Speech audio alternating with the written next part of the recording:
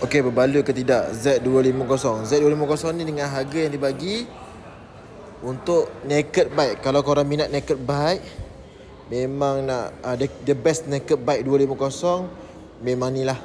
Memang tak ada lagi lawan dia. 38-39 horsepower. Motor pun bertahan laju, rupa pun handsome. So aku rasa ni the best 250 untuk naked bike punya kategori. Okay.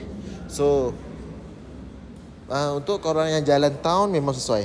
Tapi kalau jalan highway, dia memang naked bike lah. Bila naked bike, jalan highway dia agak susah sikit nak pergi laju lagi. Engine mampu untuk pergi laju, tapi kita nak tahan dengan angin. Kalau korang memang highway saja, aku sarankan kau ambil Ninja. Ambil yang sport bike. Tapi kalau kau minat beli je.